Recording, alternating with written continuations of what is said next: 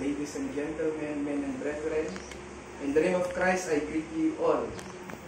So there is this story from Argentina na mula nung siya ay maliit pa, nung pinanganak siya, ay hindi siya nakakarinig. So siya ay, ano bang tawag natin doon? Bingi. Diba? Siya ay bingi dahil nga wala siyang naririnig. So nung siya ay pinanganak, hindi niya narinig ang ingay ng mundo. Hindi rin niya naririnig yung kanyang sariling iyak. So, totally, wala siyang naririnig. At nung may nag-sponsor sa kanya, he was 12 years old. Nung may nag-sponsor sa kanya na i-installan yung kanyang tenga ng hearing aid para makarinig siya, at nung natapos nang ma-install yung hearing aid sa kanyang tenga, ay tinanong siya ng doktor, naririnig mo ba ako? At yung bata ay hindi sumasagot. Naisip nila na hindi gumagana yung hearing aid. Only to find out after so many days that the reason why young boy was not able to respond to their question is simply because wala siyang alam na kahit anong salita because bingi nga siya. Kaya nung sinign language sa kanya yung question, tsaka niya lang naiintindihan at sumagot siya, meron siyang naririnig, but he was not able to understand anything that people are saying to him. Dahil kahit, halimbawa, ikaw ay Pilipino at ikaw ay bingi, pagka nakarinig ka na, kailangan mong aralin yung wika. Bakit? Kasi hindi ka marunong. So parang bata siya na ipapamiliarize niya ipapamiliarize niya yung sounds, paano pinopronounce sa mga salita, hanggang sa maging baby talk siya, hanggang sa maging expert siya ng kanyang mother tongue. So kung kailan meron na siyang hearing aid, ang communication pa rin na ginagamit nila ay sign language, simply because that is the kind of communications that they were used to. Now my point is, there are a lot of ways for people to communicate. Maraming paraan para ang mga tao ay magkaroon ng communication. Sabi ng iba, ang pinakamalaking problema sa komunikasyon ng tao ay yung language barrier. Kapag halimbawa, ikaw ay Pilipino at ang kinakausap mo ay ibang lahi na hindi marunong mag-Pilipino o hindi rin marunong mag-Ingles, nagiging mahirap para sa atin ang magkaintindihan. Ngunit maraming paraan upang ang mga tao ay magkaroon ng komunikasyon. Nandiyan ang pagsulat. Noong unang panahon, sa East Asia, ang wika o ang salita nila ay iba-iba. May Chinese, may Taiwanese, may Japanese, may Korean, pero ang sistema ng kanilang sulat, iisa lang. Yung sulat ng mga Chinese. Kaya kahit magkakaiba sila ng wika, kapag isusulat nila yung gusto nilang sabihin in Chinese, alam nila kung ano yung pinag-uusapan. Kasi yung kanilang sulat, hindi kaparehas natin na letra per letra. Sa kanila, per word, or sometimes per syllables. Kaya ganun yung communication. Now, there are a lot of ways to communicate, but as far as our God is concerned, He doesn't even need a speech nor a spoken language for Him to understand our cry, for Him to understand our prayers, or for Him to understand even our heartaches. Now, we will be going to a chapter, or we will continue our preaching in Genesis chapter 21, wherein our topic would be the God who hears. I would invite you to open your Bible in Genesis chapter 21, verses 14 to 21.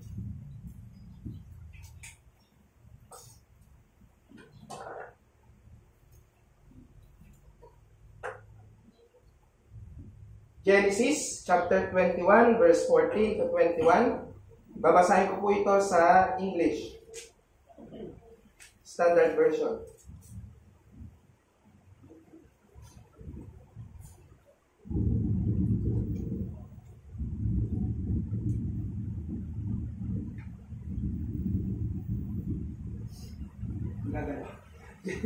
Genesis chapter 21, verses 14 to 21. So Abraham rose early in the morning and took bread and a skin of water and gave it to Hagar, putting it on her shoulder along with the child, and sent her away. And she departed and wandered in the wilderness of Beersheba. When the water in the skin was gone, she put the child under one of the bushes.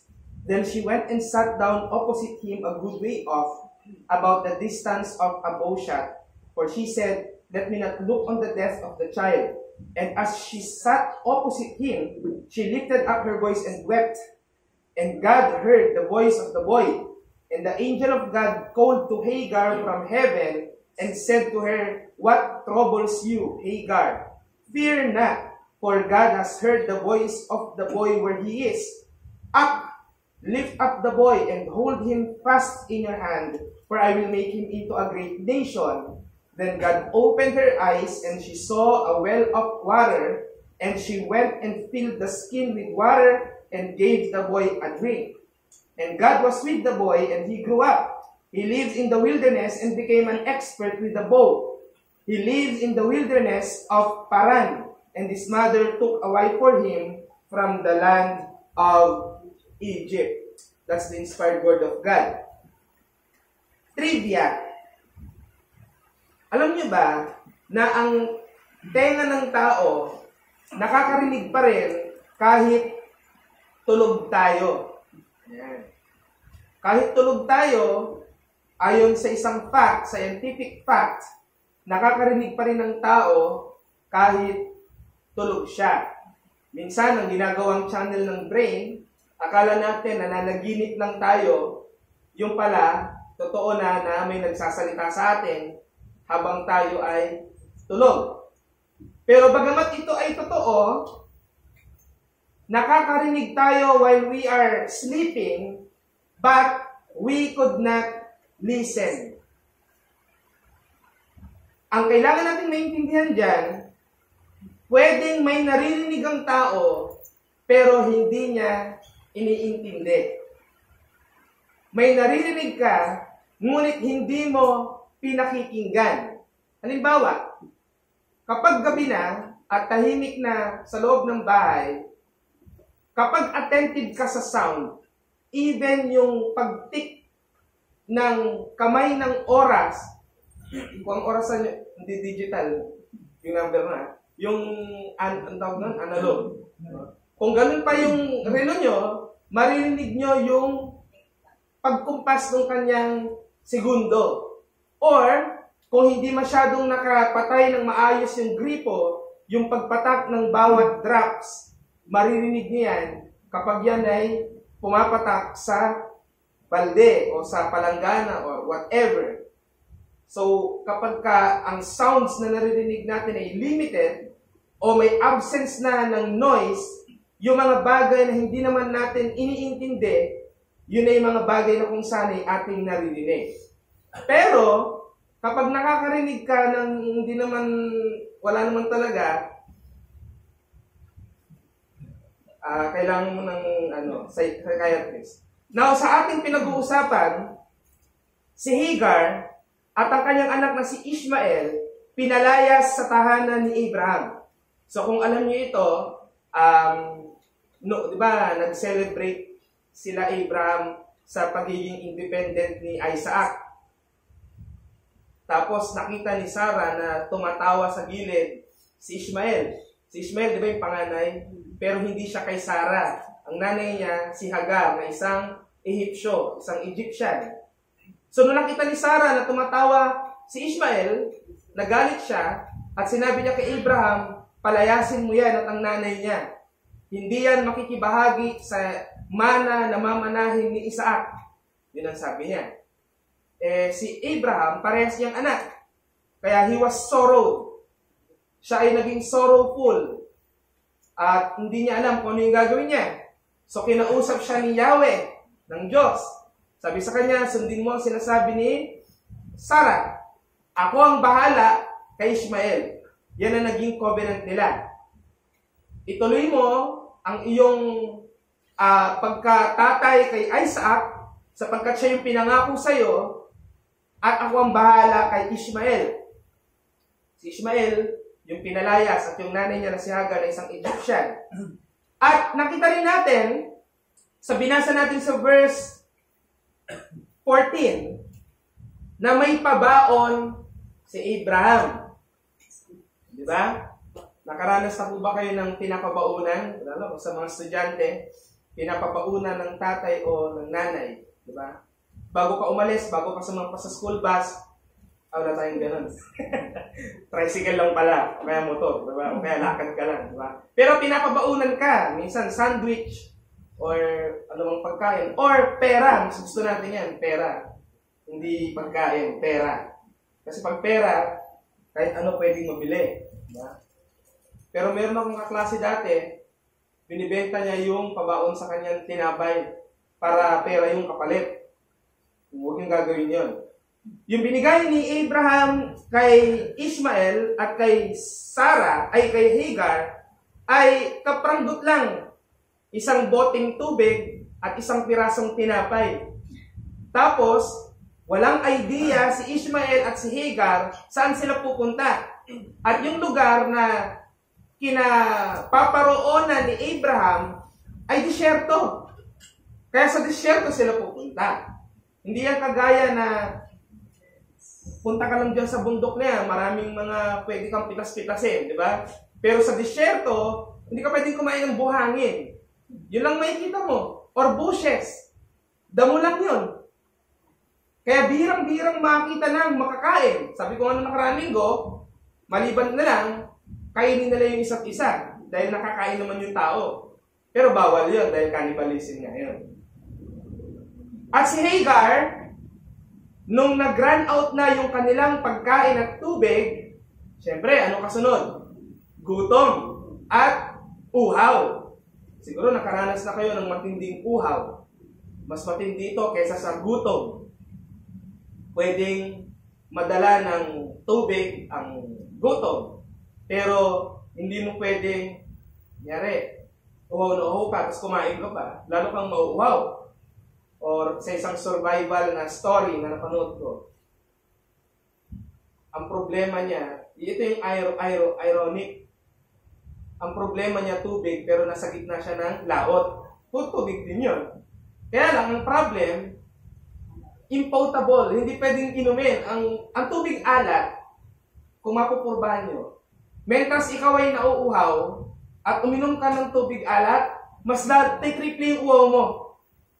Titriple pa yung uhaw mo. At syempre, nakakasira yun ng bato. Dahil tubig alat yun eh. Parang kumain ng asin yun eh. Diba, kung nakakita kayo ng gumagawa ng asin, tubig dagat yon na binibilad sa araw at hinahalo-halo hanggang sa maging rock salt. So, they become thirsty at namatay, muntik nang mamatay. Alam niyo yung near-to-death experience, ito na yung nararanasan nung anak ni Hagar na si Ishmael. Malapit na siyang mamatay sa tindi ng uhaw na kanyang nararanasan. Kaya, it's suggested by the theologians na ilang araw na ito mula nung pinalaya sila ni Abraham. Bakit? Nakaranas na sila ng extreme thirst. Hindi kunyari, kanina ka lang umalis, tapos ngayon, mamamatay ka na sa uhaw. Hindi ganun yun. Kaya ilang araw pang binilang nun, bago talagang hindi na kinakaya nila yung gutom at uhaw. Now, kung mataba si Ishmael, ilang araw pa bago siya magkaroon ng near to death. Bakit? Dahil kung mataba ka at hindi ka kumakain, yung katawan mo, kinukuha niya yung fats mo kapalit ng dapat kumain ka.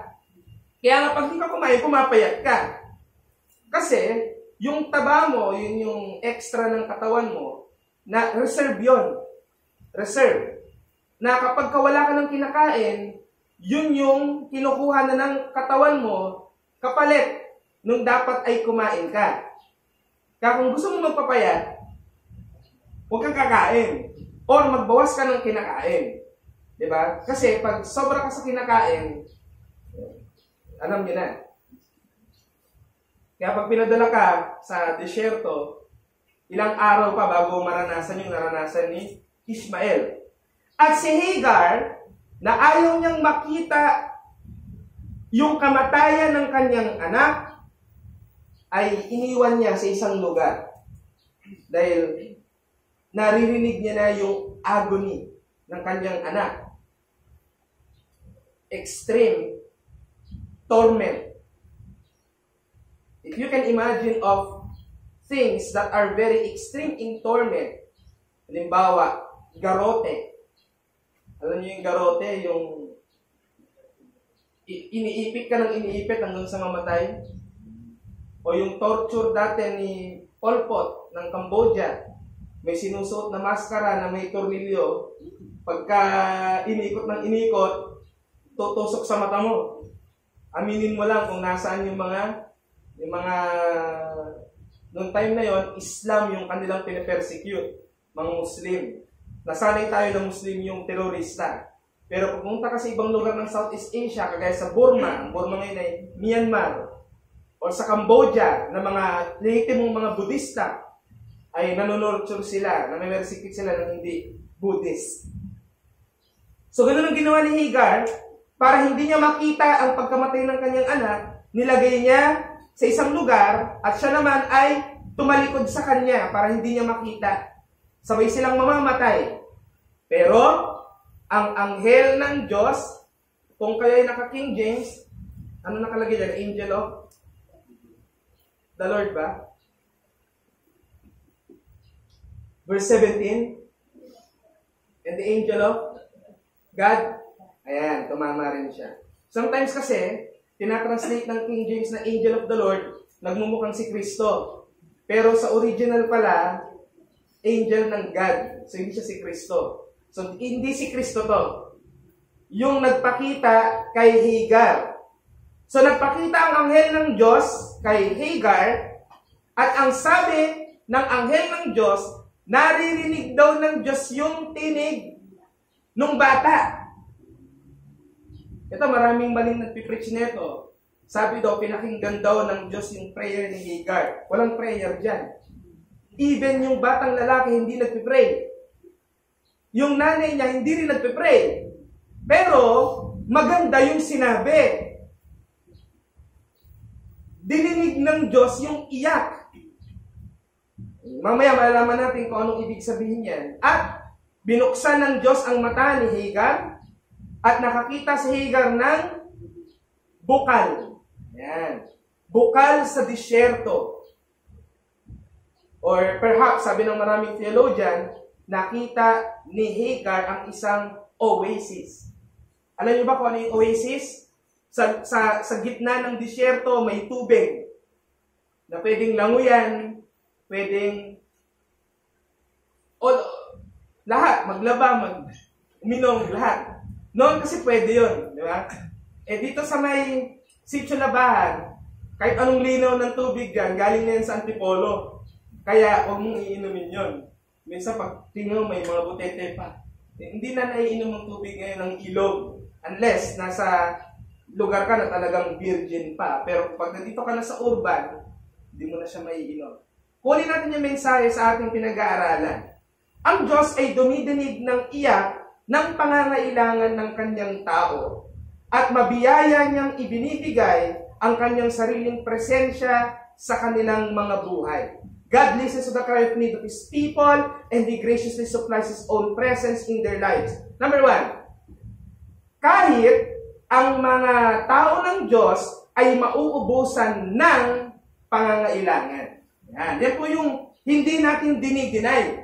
Marami kasing mga nagsasabi, mga Christian, na pag ikaw ay naging Kristiyano, hindi ka pagkukulangin. Totoo kaya yun? Nung kayo po ba ay naging Kristiyano, be honest to yourself. Wala ba talaga kayong nakaranasang nagkulang kayo? Pero marinig niyo sa mga pastor yan. Pag Kristiyano ka na, hindi ka na pagkukulangin. That's the question. You need to examine your life. Kung talagang tama yung testimony na yon. Baka yung pastor, hindi talaga pinagkulang dahil mayaman yung simbahan. Pero favor sa mga ordinary people. Masasabi niyo bang hindi talaga kayo nagkulang? Ito ang katotohanan. Kahit ang mga tao ng Diyos ay nauubusan ng pangangailangan. Even God's people will run out of resources. Ishmael is God's people. Ishmaelites are God's people. Bakit? Dahil connected siya kay Abraham. At hindi lang siya dahil connected kay Abraham, kundi dahil Diyos mismo ang nagpangako ng kanyang presensya. Balikan natin ang verse 20. And God was with the boy. And God was with the boy. What does that phrase indicate? God is with Ishmael. At alam natin ang pinanggagalingan niyang word na yan sa Hebrew ay Emmanuel. God with us. At pagka binabanggit ang pangalan niya na Emmanuel, alam natin ang pangakong presensya ng Diyos ay ibig sabihin pag-iingat niya at pagliligtas niya. Kaya nga yan ang sabi sa Isaiah chapter 9. Pangangalanan siyang Emmanuel na ang ibig sabihin ay God with us. And surprisingly, Emmanuel is the name of Christ. God with us. Yan ang ibig sabihin ng Yeshua. Jesus. God with us. Diyos na kasama natin. Si Kristo. Kaya hindi totoo na lahat ng pangangailangan ng Kristiyano ay laging nandyan. Dahil ang kasaysayan, maging ang scriptures, at maging ang buhay natin, nagpapatotoo. Hindi ang totoo, nagkukulang tayo. Minsan naglalakad na pupunta sa church. Minsan sinasabi ng nanay ko, wala muna tayong magiging hapunan mamaya. Manood na lang muna kayo ng TV. O kaya, matulog kayo ng maaga. Minsan nagaganap yan kahit Kristiyano ka. Pero alamin natin, bakit? Letter A, dahil ang mga earthly resources ay limited. Ang earthly resources ay limited. Merong isang balon sa Bagong Bayan, Quezon City, na may mga tao pa rin na kumukuha doon ng tubig. Pero last week lang, sinabi na nag-dry na yung well. Hindi siya actually, but ano tawag doon? Hindi yung balon na yung parang sa Sadakwa, kundi yung deep well. Yan. Yung may poso. Yung pala, nauubusan din ng tubig. So, last week, naubusan na siya ng tubig. At formally, sinabi na sinasara na yung poso na yun. Dahil naubusan na siya ng tubig. So, imagine niyo ilang decades sa siguro na maraming taong kumukuha ng tubig doon, and then suddenly, na-reach niya yung kanyang exhaustion. So, ano nangyari? Hindi na siya mapapakinabangan, wala na siya, at nag-run out na siya. Earthly resources are limited. Yung binigay ni Abraham kay Hagar at Ishmael na pagkain at tubig, limited. Tama po ba? Si Hagar at si Ishmael, naka-experience sila ng extreme dehydration. Hindi nyo ba nakita? Verse 19. Then God opened her eyes. Sino yung her na yun? Siyempre si Hagar. Bakit sinabing binuksan ng Diyos ang mata niya? May mga nag-i-interpret yan. Binuksan ng mata ng kanyang pananampalataya. Wrong interpretation. Bakit? Wala namang sinabi dyan na fake yun Gawin natin practical. Ang nararanasan ni Hagar ay extreme dehydration. At isa sa mga implication ng extreme dehydration ay yung hallucinations. Kaya si Hagar, perhaps, probably, was experiencing hallucinations. Nakaka-imagine na siya ng hindi totoo. At sometimes yung totoo, hindi niya na nakikita. Ganyan ang nararanasan ng isang tao na walang-wala na. Hindi ka man nauuhaw, ngunit walang-wala ka na. Sabi nga ng isang natanap na ano ko sa Facebook, ang pinaka-nakakatakot daw na costume sa Halloween party ay ang wallet na walang laman. Yun ang mas nakakatakot. O kaya, Meralco bill na due na or overdue. Yun naman yung mga practical. Yung mumu na yan, dadaanan ka lang. Totoo man. Diba? Pero, yung mga totoong kinakaharap natin sa buhay, yan yung totoong mga nakakatakot. Kaya napaka-practical ni Christ. Huwag kayong matatakot sa pumapatay ng katawan lang, kundi doon sa pumapatay ng parehas katawan at kaluluwa. So yung sinabi dito, binuksan ng Diyos ang kanyang mata, ay pinakita sa kanya yung realidad na hindi niya nakita. Miraculous ba yon? Na biglang, nung time lang na yun, sinabi, ginawa ng Diyos na may balon dyan. Or it is something that is already there. But because Hagar has a limited vision, she was not able to see it firsthand. Sometimes, God's blessings are just scattered. But because of our limited sight, we are not able to see them. Yung hinihingi mo pala sa Panginoon, nandyan na. Pero hindi natin nakikita. Tandaan natin, si Hagar at si Ishmael ay nasa wilderness. Walang nandoon kundi heat at sun.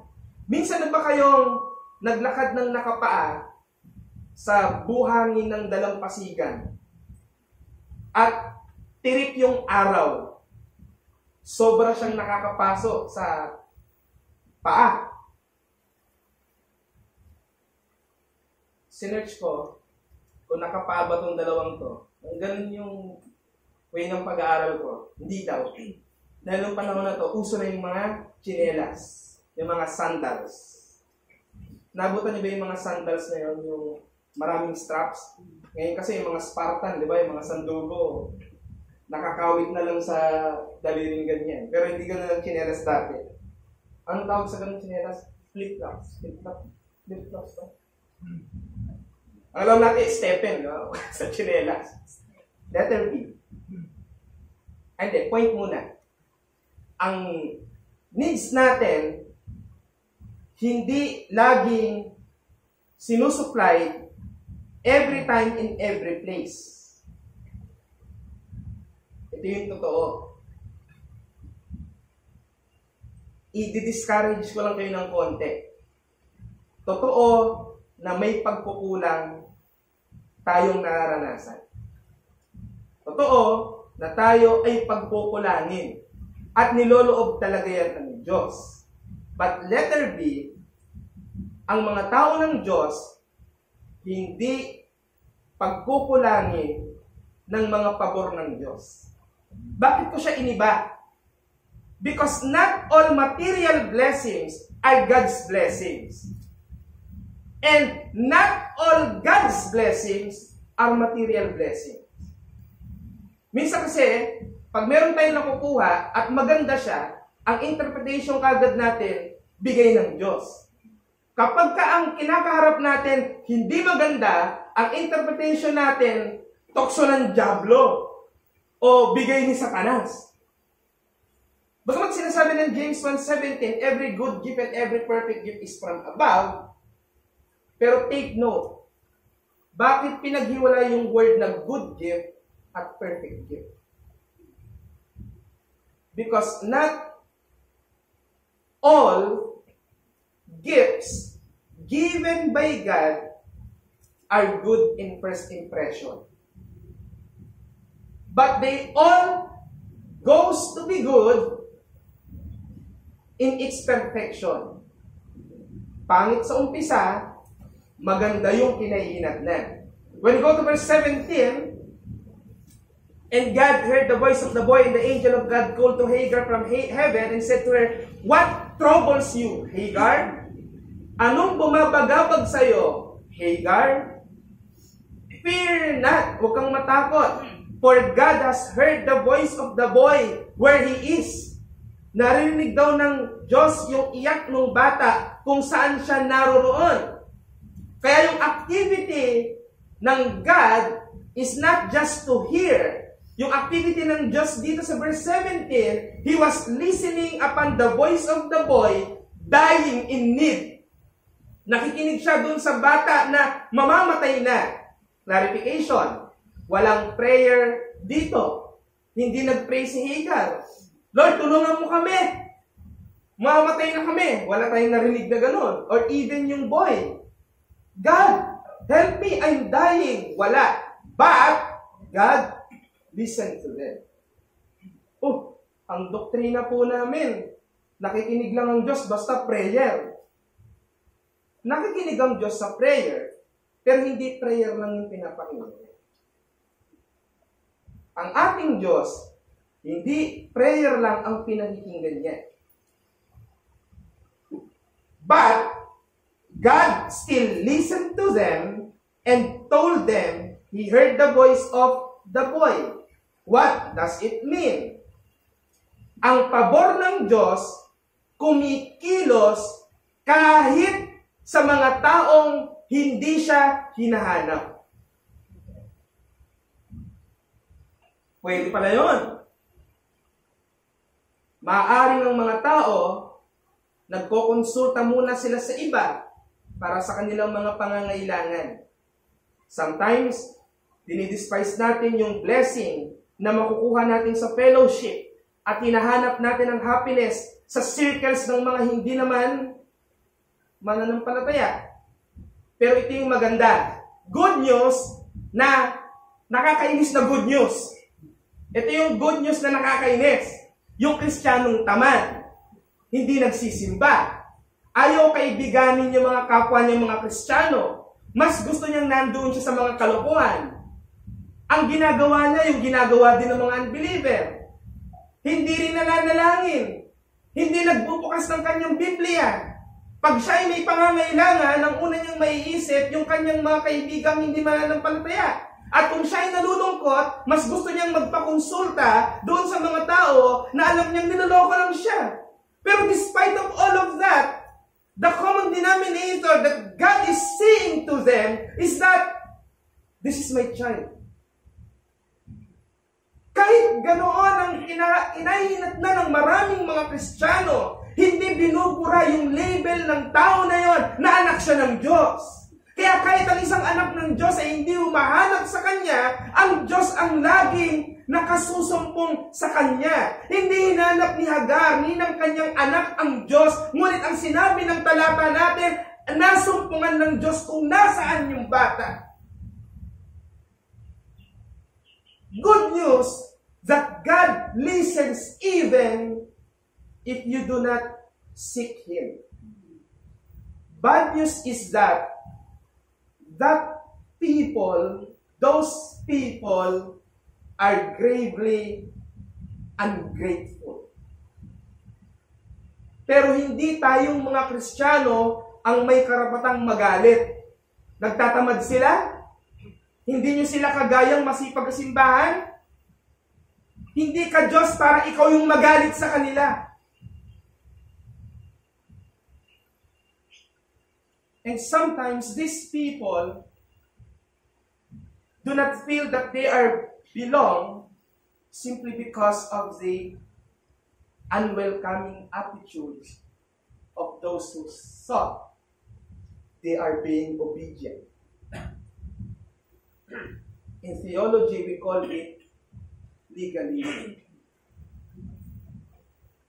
You are thinking too high of yourself and not remembering that the same position that these people are being at was your former state. Yun yung ipapabukas sa atin ng Diyos. Nakinig nga yung Diyos sa hindi humahanap sa Kanya. At nangako pa, God is still good to them, gracious to them, and listens to them. Kaya ang tanong dyan, anong klaseng Diyos ito? Sabi nga ng kanta, what a mighty God we have. Sabi ni Micah, who is God like unto thee, that pardoneth iniquity. Kabisado sa King James. King James boy. Pero pag tinranslate yun, who is God like you? Who pardons sins? Tayo, pag ang kasalanan sa tingin natin mabigat. Mabigat ang puso nating magbigay ng kapatawaran. Kunyari lang nagpapatawad minsan. Sinasabi lang ng bibig. Pero sinasabi rin pagkatapos, Diyos nang bahala. Ibig sabihin, nasa isip niya, gantihan pa rin. Kahit sabihin mo na Diyos ang gaganti, pag sinabi mo yun, ibig sabihin, gusto mo ng ganti. Kaya lang, ayaw mong ikaw. Para righteous ka. Pero mali pa rin yun. Hindi yan ang paraan ng pag-ibig na tinuro sa atin ni Kristo. Forgiveness means wala kang hihingin kahit ano kapalit. Kung ginawaan ka ng masama, ang ganda pa nga mag-offer ka pa. Sinampal ka sa kaliwa, ano ang respond? Sa Old Testament, sampalin mo rin, di ba? Mukha sa mukha, kuko sa kuko, ngipin sa ngipin. Pero kinorek ni Christ. Ano sabi niya? You have heard in time past, an eye for an eye, a tooth for a tooth. Now I tell you, diba? If your brother slaps you in the left cheek, give to him the right also. Harapan tayo meet up. Hindi lang dito yung mapula, pati dito, pantay siya. Pero ang ibig sabihin nun, tinuturuan tayo maging kaparehas ng attitude ang Diyos pagdating sa pagpapatawad. Pero hindi mo makakalimutan yon. Mali yung turo na forgive and forget. Mali yon. Hindi mo makakalimutan yon. May isip mo yun. May mga panahon may isip mo. Pero, ang kagandahan sa true forgiveness is that wala na yun sa'yo. Kahit maisip mo pa siya. Hindi yung nagkakaroon ka ng self-guilt. Hindi ko malimutan yung ginawa niya. Hindi mo talaga malimutan yun. At least ibagok mo yung ulo mo. Di ba? Para mawala na lahat ng memory mo. It's still there. But, it doesn't affect you more when you think of it because you already forgive. God is not only responding in prayer, but even in people who despise Him. And at the end of the day, ang God's favor kay Ishmael dahil pa rin kay Abraham. So connected na naman sa family. Matapat yung ama, kaya sinasagot ng Diyos maging yung kanyang pamilya. The Bible said, God was with him in his life, meaning si Ishmael ay property ng Diyos. Kaya lang, hiniklaim ng mga Arabic states, si Ishmael daw yung kanilang nuno, di ba? Ang mga Jew, si Isaac. So masabi ba natin yung mga Islamic states na to ay God's people. Ibang discussion yun. Pero God knows and listens to the needs of His people at, tandaan niyo po ito, mga kapatid, God is aware of what we are going through. Kahit hindi ka nananalangin sa Kanya, aware yung Diyos sa nangyayari sa'yo, sa mga pangangailangan mo, and even sa mga pinagdadaanan mo. Pero hindi ko sinasabing huwag kang mag-pray kasi alam naman niya. That is not what I'm pointing out. At God is never dull of hearing. Hindi magpapantig ang tainga ng Diyos sa pakikinig. Bagamat sa Isaiah, makakarinig tayo ng sinabi ng Diyos na lilingon ako pagka magsasalita ka sa akin dahil madugo yung kamay mo. Pero ang totoo nun, ang reconciliation pa rin ino-offer ng God is, come to me. Alam niyo yun? Sa isang relasyon, dahil nasa galit ka, sinasabi mo, huwag mo akong kakausapin. Pero pag di mo siya kinausap, magagalit pa rin siya. That is just an expression of anger, but that doesn't literally mean pinuputol niya ang connection whatsoever. Ine-express lang ng Diyos yung galit niya kapag sinabi niyang hindi kita papakinggan. Pero ang gusto pa rin niyang gawin mo, beg Him. Pray to Him. Kahit tinataboy ka ng Diyos sa kanyang language, come to Him. Di ba may ganyang psalm si David? Kahit itaboy mo ko, hahabulin kita. That is the language that God would want to hear. Kaya nga David was named a man after God's own heart. Bakit? Alam niya kung paano bulahin yung Diyos.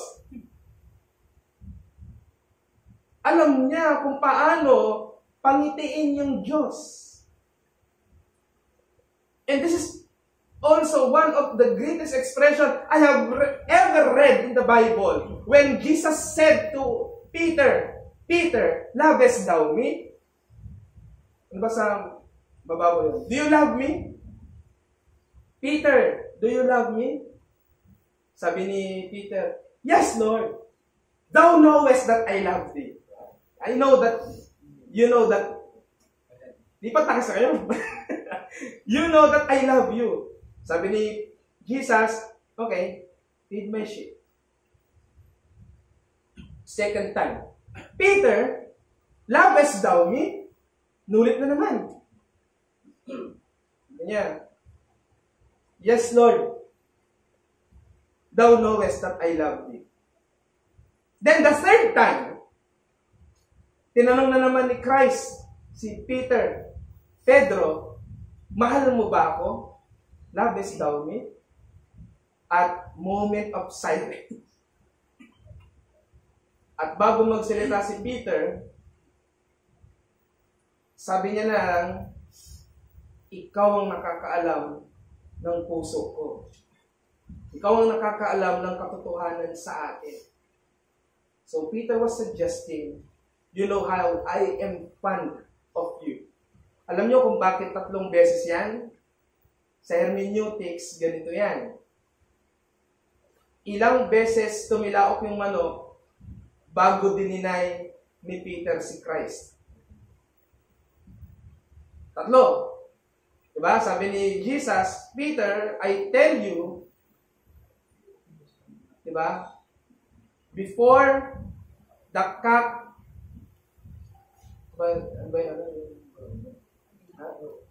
tumilaok. Bago tumilaok ang manok ng 3 beses, you will deny me. Diba nangyari yun sa crucifixion ni Christ? Dininay niya ang ating Panginoong Kristo. Pero bakit muna sinabi ni Christ yun sa kanya na didinay mo ako? Dahil nung nagpapahiwatig na si Jesus na siya'y aarestuhin na, ang tapang ni Pedro. Lord, dedepend kita. Magkamatayan na. Di ba? Nasa tabi mo ako. Pero nung si Kristo inaresto, lahat sila nagtago eh. Di ba? Nanonood na lang siya habang si Kristo ay dumaranas na ng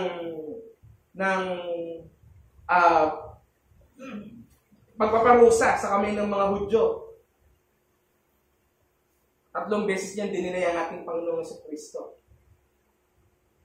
Pero katumbas ng 3 beses na pag-deny niya, yung 3 beses na pagpapatawad din ng Diyos sa Kanya. 3 beses mo ako dininay, 3 beses kitang tinatanong, mahal mo ba ako? Sasagot mo, oo. At hindi kinontra ni Kristo yung sagot niya na yun. Pinapaalala sa Kanya na kahit 3 beses mo ako dininay, kahit gaano pa kadaming beses yan, hindi kita i-deny. Kaya marami, nung panahon ng may persecution sa Japan, nung pumasok ang Christianity sa Japan, yung litrato ni Jesus, lalagay sa yung mahuling Christian, papapilahin. Recant niyo yung pananampalataya nyo. Ginagawa ng mga nahuhuli, nire-recant, tinatapakan yung picture. Pagka-uwi, repent. Repent.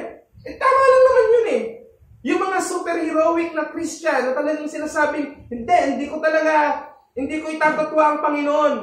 Mamamatay ako. Pero kung matalino ka, alam mo, limitado kayong mga Kristiyano, hindi ka pwedeng mamatay. Who will preach to them the gospel? I believe there is an act of providence. Na in front of people, you're lying to them that you are recanting your faith, but you know deep within you are not.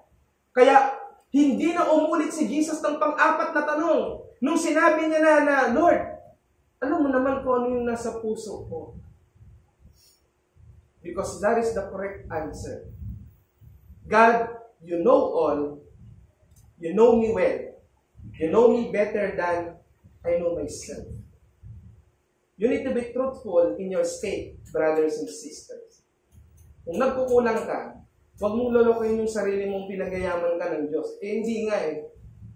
You need to respond in a correct way. The boy cried to God. Cried to Him. If you are experiencing despair, if you are experiencing deep loneliness, if you are experiencing spiritual hunger, come to Christ. Christ is our Emmanuel. Christ is God with us. And Christ is more than that. Christ now in New Testament is Christ in us. Alam niyo ba na si Christ ay indwelling din? Second point, resources from God are constantly supplied. Nagkukulang tayo sa resources, pero hindi pumapalya ang Diyos ng pagsusupply. Yan yung kagandahan. Verse 21, verse 20, God was said to be with the boy until he grew up. Meaning, ang pagpaprovide ng Diyos kay Ishmael, constant. Ito yung kagandahan pa dyan. Ito yung kagandahan dyan. Hindi na umalis si Ishmael sa disyerto. Doon pa rin siya nakatira. Wala na siya makukuha doon eh. Bakit nandun siya? Simple lang yung sagot. Diyos ang nagsusupply sa kanya. So pwede pala yun. Kahit nasa lugar tayo na barren, pero nagiging rich pa rin tayo. Bakit? Dahil pinagayaman ka ng Diyos. Just a little bit of history. When North and South Korea split up in 1953, malaki ang pangamba ng mga nasa southern part. Ang southern part yung, syempre, yung South Korea. Mabundok, malamig, walang masyadong pagkakakitaan. Kaya ang South Korea, napakahirap na bansa. Noong ng 1960s, sabi ng presidente nila, mahirap daw maabot yung naabot na ng Pilipinas. 1960s yun. Sino presidente noon? Si Marcos, di ba? Yung daw narating ng Pilipinas nung time na yun, di na daw maaabot. Ganun sila kahirap nung time na yun. Dati, dito sila pupunta pag-aaralan paano magpatubo ng bigas. Ngayon tayo na yung pupunta sa kanila. Ganun din yung Thailand. Dati silang nag-aaral dito ng forestry para malaman nila paano paglilinangin yung kanilang mga natural resources. Now we go to them. Ang laki ng pinagbago ng ating henerasyon mula sa dating henerasyon. Pero huwag niyo nang isipin yun. Now, ang ginawa ni South Korea is pinayabong niya ang industrialization sa lugar nila. Meaning, hindi man mapakinabangan yung natural resources, sige, gawin natin mga pagawaan ng kotse, gawin natin pagawaan ng mga cellphone. Yung kumpanyang Samsung na nasa South Korea, 70% ng kita ng bansa galing lang sa kanila. Kaya napakayaman nilang lugar. Kaya palang pagyamanin ng lugar, kahit sa tingin natin, wala naman tayo makapakinabangan, but like what God has done to Hagar, He opened her eyes para makita niya paano gagamitin yung resources. Ganyan din yung prayer natin. God, I know that I have everything I need. Lead me to them. Lead me to them. Yung kanta, lead me to Calvary. Papako ka sa krus, diba? Pero dahil tayo ay crucified in Christ na, ang prayer natin, lead me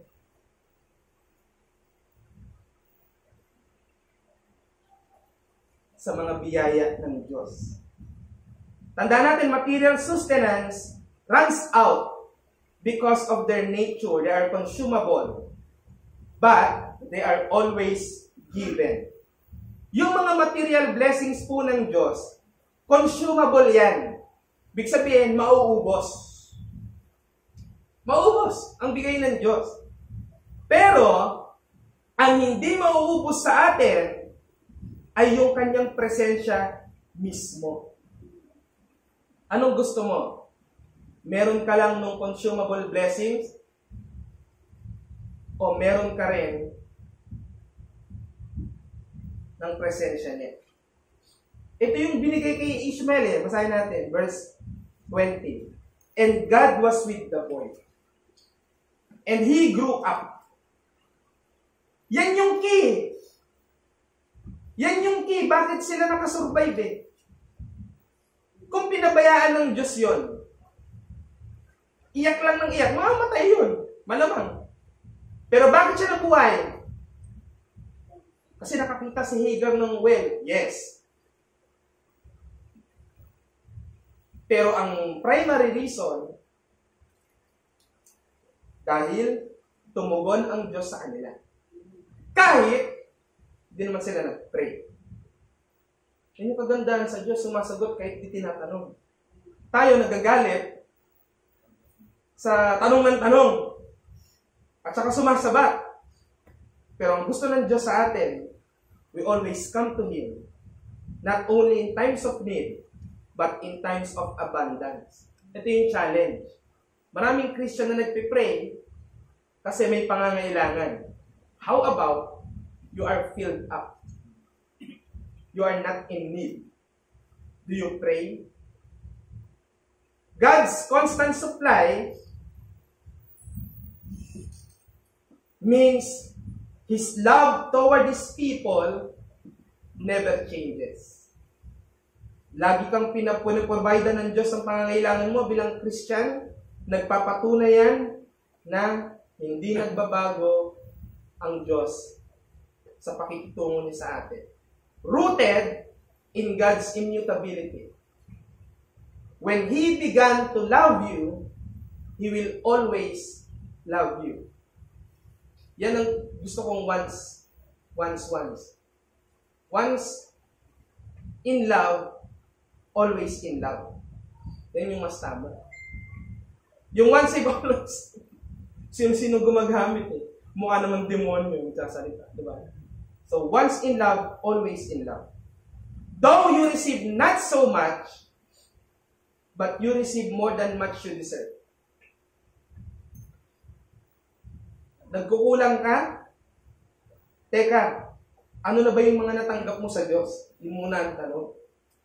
Bago ka mumalngal sa Diyos, sa sinasabi mong pagkukulang, ano na muna ang naibigay sa iyo ng Diyos?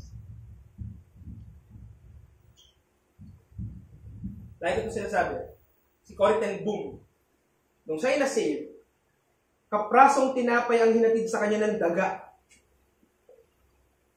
Di ba yung panahon ng Holocaust, gano'n? Ang mga Kristiyano nila, ay yung mga Hudyong Kristiyano nilalagay sa concentration camp, pausukan silang hanggang mamatay.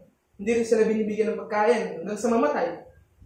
Pero laking tuwa niya, nung may dagang nagatid ng kaprasong tinapay.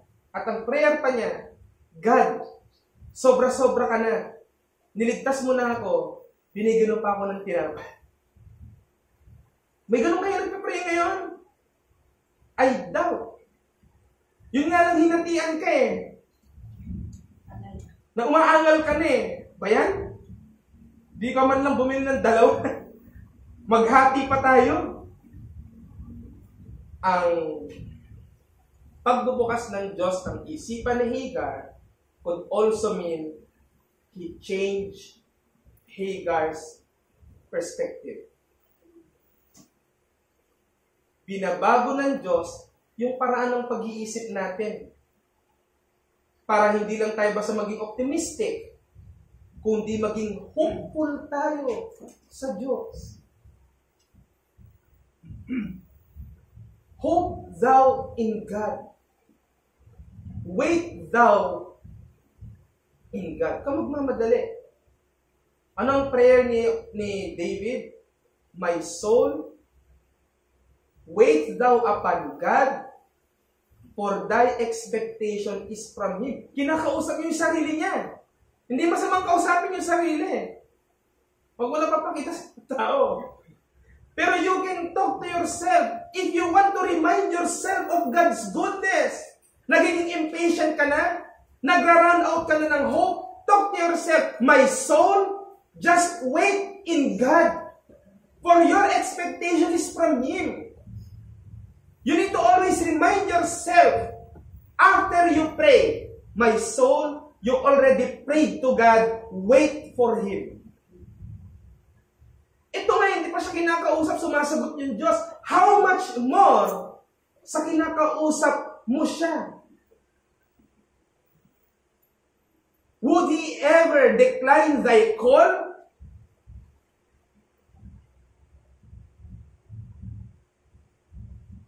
I fear not, no. God with us means we have the greatest blessing. Ito yung pinakagusto ko sa binasa nating text. And the boy, and verse 20, and God was with the boy. Kumbaga, yan yung golden. Kumbaga, buha-buhangin, yun yung gold dyan. Sa lahat ng mga pinagsasabi dyan. Pinabaunan ng tubig, pinabaunan ng tinapay, pumunta sa disyerto, pero ang climax niyan, na bumuhay dyan sa text na yan, ay yung God was with the boy. Yung sabihin ang Diyos ay sumasa iyo, hindi magaang salita yun. Buti pa yung mga Katoliko, sinasabi sa misa yun, God be with you. Alam niyo ba, na ang word na goodbye ay shortened words na God be with ye. All English, ye, you. God be with ye. Kaya hindi sabihin ng goodbye na paalam, di ba? Hindi. Ang goodbye meaning, God be with ye. Nung tumagal ang panahon, na-develop yung phrases na yon, nag-contract hanggang sa naging isang word na lang. Goodbye. So as Christians, when we say goodbye, we bless others. Goodbye. Paggalit ka sa kausap mo, bye. Bye. Wala na yung be you. Be you. Pero the greatest blessing we have, when the text here says, God is with him, ay yung nature ng God as be with us. God be with us, or Emmanuel, isa lang ang ibig sabihin nito. We have Christ. When the scriptures say, God is with you, it literally means Christ is with you. Because Christ is the Emmanuel, the God with us. Hindi yung kasama natin yung Diyos, kundi Diyos na nasa atin. Intindihin niyo yung grammar. Iba yung dating ng kasama natin ng Diyos sa ang Diyos na sumasa atin. Magkaiba yun. Pwede kang kasama ng Diyos, pero inahatid ka sa impyerno. Pero yung sumasa iyo ang Diyos is more than that. Verse 20 says, God was with Ishmael until he grew up, meaning, kinakapaboran siya ng Diyos. Sinasabi ng verse 20, he still lives in the wilderness, pero prosperous siya. Nasa desyerto ka, pero mayaman ka. It's because in a barren land, where God's presence is, it is full with supplies only God could bring. Alam niyo yung heart text ng ating church? Kayang i-convert ng Diyos ang baog na lugar sa pagiging fruitful forest. Kabisado niyo ba ito? Pag member na kayo, kabisado niyo. Until the Spirit be poured upon us from on high, and the wilderness be a fruitful field, then and a fruitful field be counted as a forest. Then God, judgment, shall dwell in the wilderness, and righteousness remain in the fruitful field.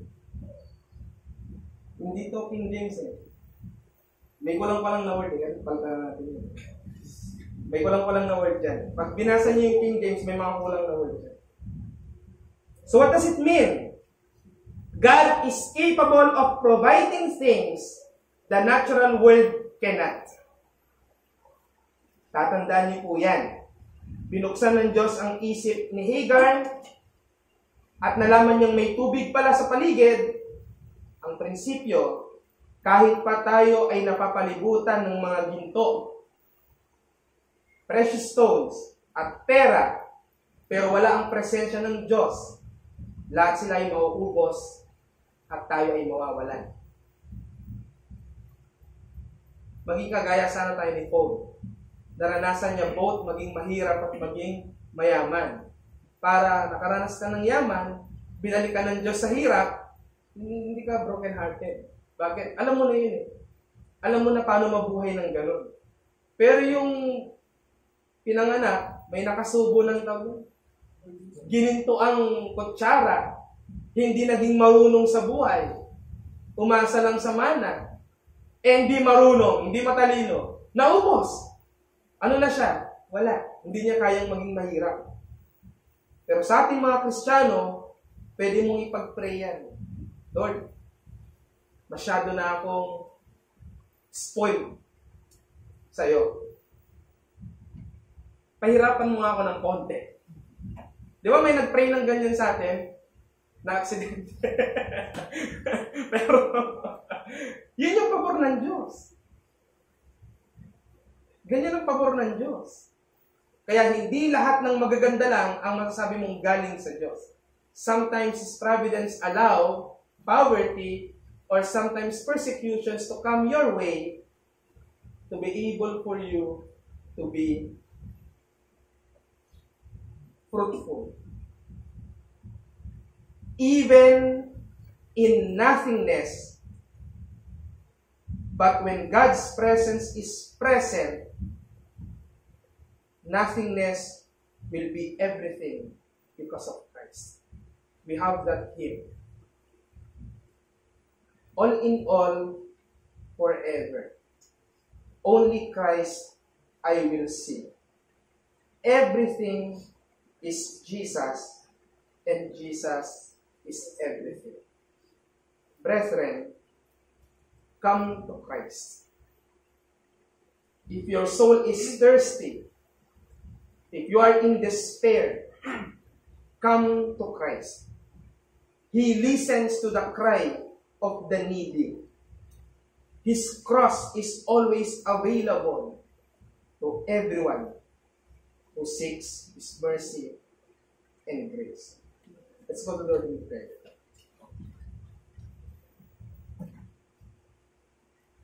Papasalamat po kami, Panginoon, sa umagang ito, sa biyaya mo, at sa magandang araw, sa mga talatang binasa po namin, sa pagpapaliwanag ng iyong Espiritu, sa mga salita na aming napakinggan, at sa biyayang ihatid nito sa aming pong praktikal na pamumuhay.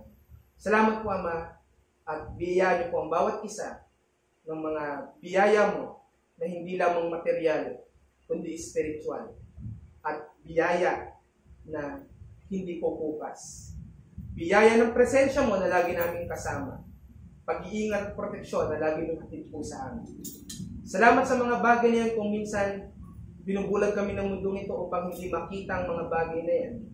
Ngunit kayo nagbubukas ng aming mga mata upang makita namin ano na yung mga bagay na ginawa mo at mga bagay na ginagawa mo at mga bagay na kahit kung minsan ay inaayawan namin, ngunit patuloy mo na pinoprovide sa amin ang pangangailangan po namin kahit hindi namin kayo hinahanap.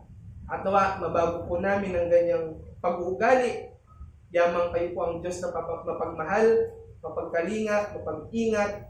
Nawa, masanay kami o sanayin namin ang aming mga sarili na palaging maging mapagpasalamat sa iyo, palaging umasa sa iyo, lumapit sa iyo, manalangin sa iyo, sapagkat ikaw ang Diyos na kayang gawing fruitful forest ang isang barren wilderness.